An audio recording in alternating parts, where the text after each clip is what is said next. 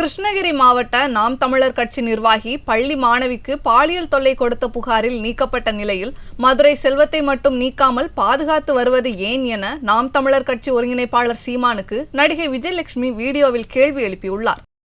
சீமான் அவர்களுக்கு எதுவுமே தெரியாது. சாட்டை துறைமுருகன் என்ன சொல்றாரோ அதை அவர் அப்படியே சொல்வாரு.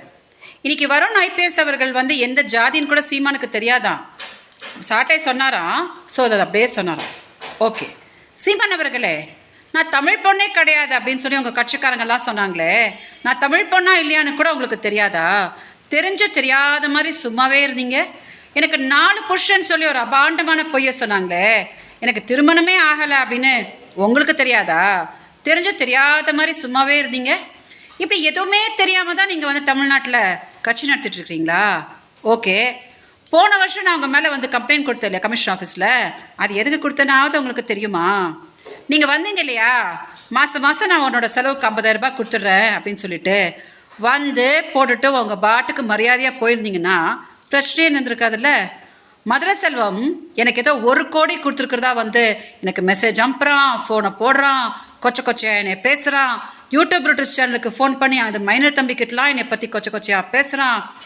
இதெல்லாம் தாங்க முடியாமல் தானே நான் அக்காவை கூட்டிகிட்டு கம்ப்ளைண்ட் கொடுத்தேன். இதை உங்களுக்கு தெரியாதா? என்கிட்ட வீடியோஸ் எல்லாம் வாங்கிட்டு இருந்தீங்களே, அதெல்லாம் உங்களுக்கு மறந்து போச்சா?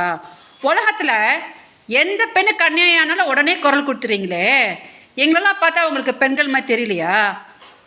இன்னைக்கு உங்கள் தம்பி ஏதோ ஒரு கேடுகட்ட வேலையை பண்ணிக்கிறானே, உடனே அவனை கட்சி விட்டு நீக்கிட்டீங்களே. மதுரை செல்வம் என்ன சீமான் சார் பண்ணீங்க?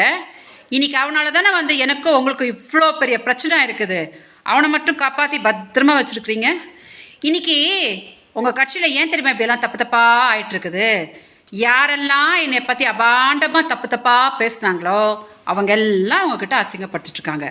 காளியம்மா என்னை பற்றி தப்பாக பேசுச்சு, அதுக்கு தான் பிசுறு மசுருன்னா உங்ககிட்ட வாங்குச்சு. நெக்ஸ்ட்டு சாட்டை தம்பி, இப்படி ஒருத்தராக உங்ககிட்ட தப்பாக போயிட்டுருக்கு. பெண் பாவம் பொல்லாத சீமான் அவர்களே, நான் ஏதோ பெங்களூர் ரொம்ப சந்தோஷமாக இருக்கேன்னு நினச்சிட்டு இருக்கீங்களா? திமுக கிட்ட நான் காசு வாங்கிட்டு நான் இந்த விஷயத்தெல்லாம் பண்ணியிருந்தா எங்கள் அக்கா இப்படி படுத்த படுக்கையாக இருப்பாங்களா? மீடியா தயவு செஞ்சு இந்த வீடியோவை சீமான் பார்க்கும்படி டெலிகாஸ்ட் பண்ணுங்க. செய்திகளை உள்ளது உள்ளபடி தெரிந்து கொள்ள ரெஃப்ளெக்ட் நியூஸை சப்ஸ்கிரைப் பண்ணுங்க.